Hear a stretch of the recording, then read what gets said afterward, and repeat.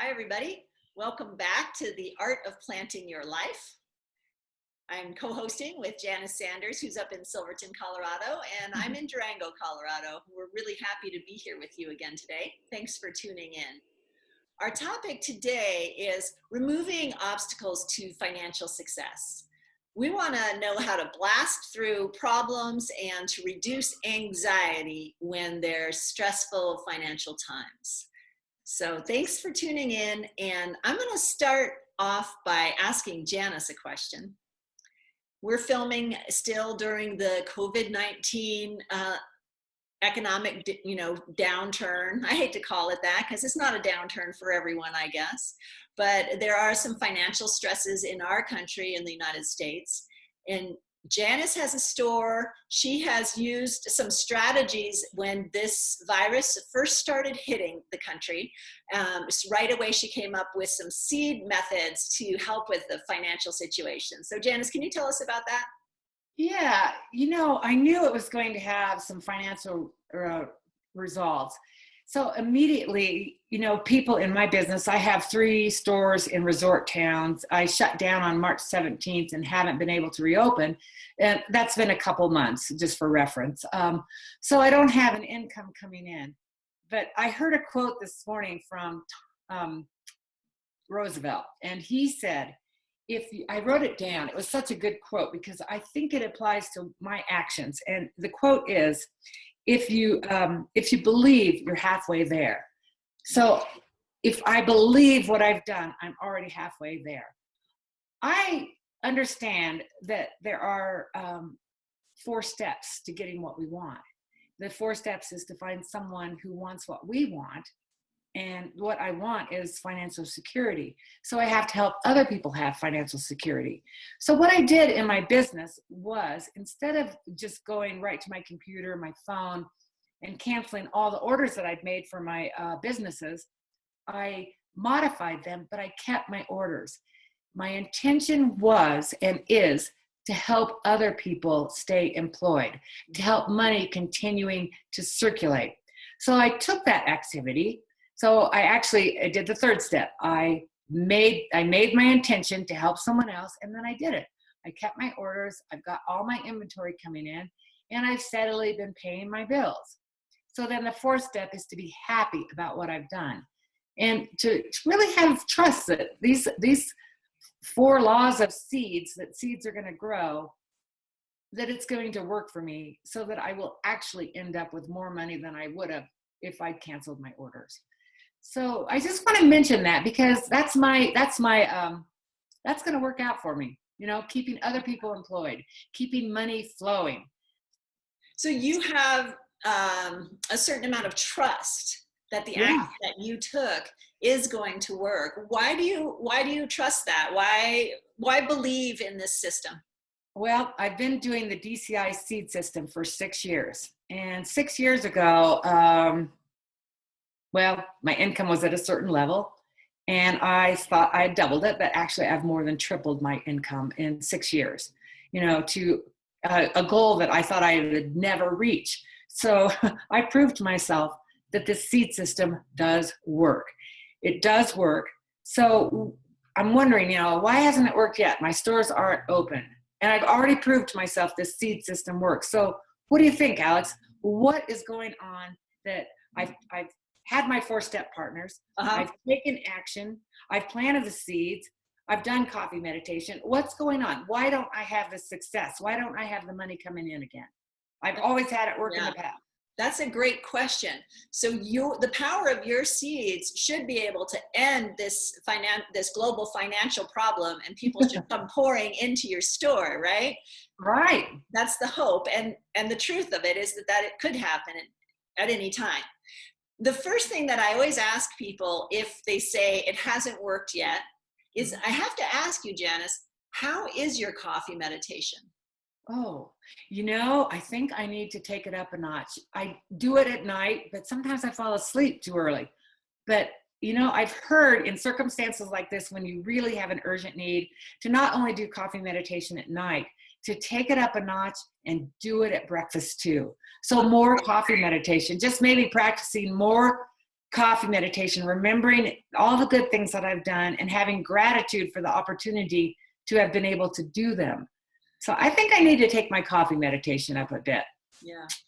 I've also been trying to, and I've also heard this many times, that when we do our coffee meditation, we want to have a feeling of joy coming up, of a real happiness, hopefully thinking about how the other person was feeling happy when we were helping them or we helped them. I mean, the people who you called and said, please send the orders early when everyone else was calling and canceling their orders. You told me, you shared with me that they were really amazed. They were shocked that you weren't calling to cancel your order. You know, so are you able to feel that feeling of happiness that they would feel at night? Yeah. And I love it too, because sometimes I've gotten some nice emails from like some Chinese companies and stuff that, you know, just really thanking me for, you know, helping them. And it does feel good. So I really want to help more people. And I really want to have great gratitude for this opportunity that I can do it and to be able to maintain that. So I really want to water those seeds of gratitude to these people that I have the opportunity to help and that they're actually helping me, and realizing that too. You know, it's not a one-way street. I'm not just helping them. They're helping me. So, you know, just watering those seeds of gratitude for these people and for the fact that I'm able to help them in some small way too. Yeah, great. Well, I have two more questions, and you can answer them in whichever order you think is most helpful. How are you dealing, or maybe you're not having any feelings of anxiety while you wait for your seeds to ripen? So how do we deal with feelings of fear or anxiety that what we're doing isn't going to help, or the problem is too big to be able to overcome? And then my second question is, what do we do about those pesky blocking seeds? I think sometimes we work really hard to overcome a problem, but we might have the same problem crop up in our lives over and over again. Like we have certain problems in our life that are very difficult to blast through. So I know we have a method to do that. So which question would you like to answer? Well, I'm going to answer the anxiety question first. You know, I would not be telling you the truth if I have not had some anxiety. But my trust in the seed system, when I really think about the results I've had in the past, I have evidence. It's like a scientific experiment. I have evidence that it works. And to me now, it just is common sense that it will work. So when I bring that to mind, it's like, okay, it hasn't ripened yet. But if I really do follow the steps, we've been giving the steps, they've worked in the past, they've come from an authoritative source, and I've used it, proved it to myself that I will get results. So when I have this anxiety, I have to remind myself that along with all these amazing good seeds I've planted a lot of bad seeds. You know, even before I learned the DCI system, and sometimes when I've made mistakes knowing the DCI seed system, I've still planted some bad seeds. And those seeds could be blocking my results right now. So this is the second part that Alex asked. What can I do to remove those pesky things that are blocking my income from coming in and blast through them? So there are 4 things I can do, and it's called the 4 powers. And the first one is to remember seeds in the pen. Where are things coming from? What seeds have I planted in the past that are not coming that way, but that are coming from me and blocking the good results now? And how do I remove those seeds? Well, that's the second of them. First, I remember the pen and seeds. And the second one is, you know, obviously I have blocked someone else from getting their financial results. Mm-hmm. So whenever that was, or however many times I've done it, you know, to have intelligent regret, which is very different from guilt. You know, I want to regret having stopped someone else's financial flow because I understand seeds in the pen. If I've done that to someone else, I've planted a seed that's going to result and open in me not getting my financial independence right now. Maybe I've paid a bill late or promised someone I would give them something and didn't follow through. So I really need to go back and do a makeup activity at this point, you know, well, stop doing it. Start paying my bills on time, making sure if I've promised someone something that I'm going to give them, to get it to them right away, no delay. And then finally do the makeup activity. Pay my, just make it up. Don't keep doing the same thing. Stop doing it. And then the makeup activity, which would make sure that I pay my bills very fast, and any other thing like that. So it's called the 4 powers. And Alix, do you want to review that for them? Sure. Let's go over them again and make sure that I understand. Yeah. And correct me if I'm wrong. So the first one is to recall seeds and the pen, so that we know that things are going this way. And then the second one is to have regret that we've done something that's going to cause us a bad result.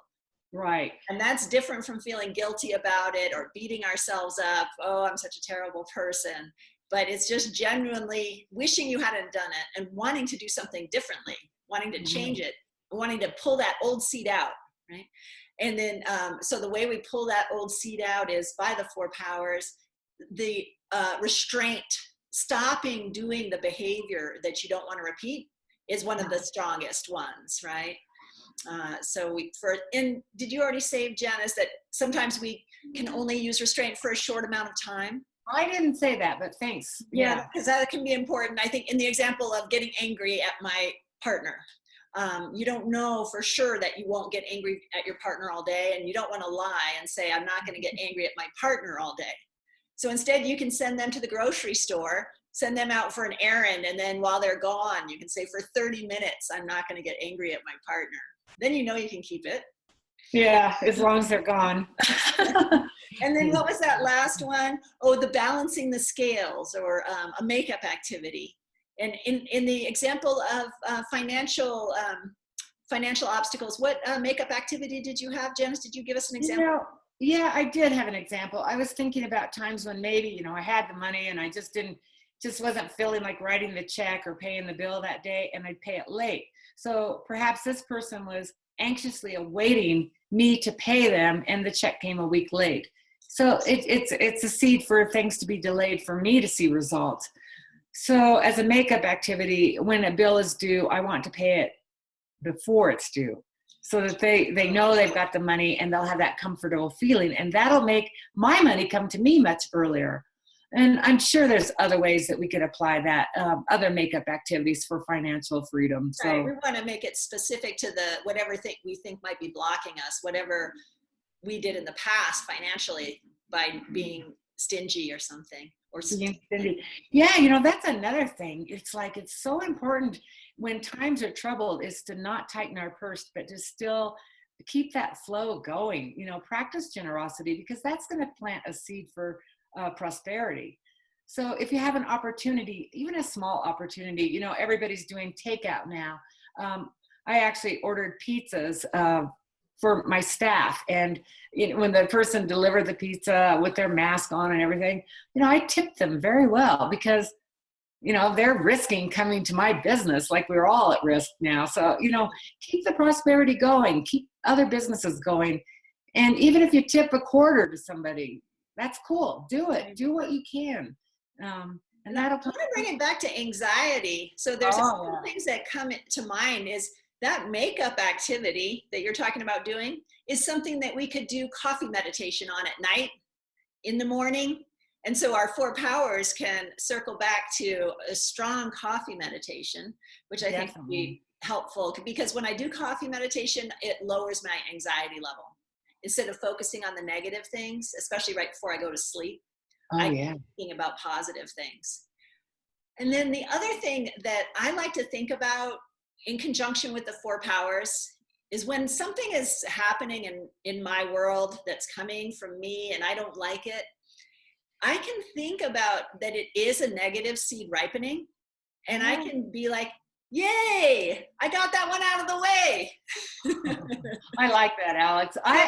We're getting a lot of negative health seeds ripening now. We are, in our world around us, unfortunately, it's really sad to see other people sick, and financial stress on a really big level. So we're getting rid of all of these bad negative seeds if we don't replant them and instead we use wisdom and coffee meditation and the 4 powers, think about how much brighter our future is going to be. Yeah, we can turn this whole thing into a beautiful opportunity. We're burning up bad seeds. We're really working and striving to plant more good seeds, and really have gratitude that this is an opportunity for us to, plant seeds that we change everything around us. Right. And a great opportunity to help other people, because there are a lot of people who need help right now. So There are. we can look around and reach out to those people who are lonely or sick, or there's that that joke that, so I don't think it was a joke. Someone was serious. They went and told a DCI teacher, I found the perfect person to plant seeds with. They're lonely, they're sick, they're poor, they have like every Old. they're old. Yeah. They have every problem, so they're the perfect person to help. Yeah, you can just, and there are lots out there that they just need our companionship, our support. So sometimes it just takes listening to them, and that helps. Just, that's the coffee shop meditation, listening to someone else and sharing what you know, but not lecturing to them. Right. Well, we better let people go. We've kept them for quite a few minutes, and I think this episode is really helpful to me to help lower my anxiety about finances and to have good ways, positive ways to deal with stressful times. For me too. And thanks, Alix. And thank you all for tuning in. This has helped me. I'm going to go do a coffee meditation. We look forward to seeing you in episode 7. Thanks so much. See you next time. Thanks, everybody. Bye-bye.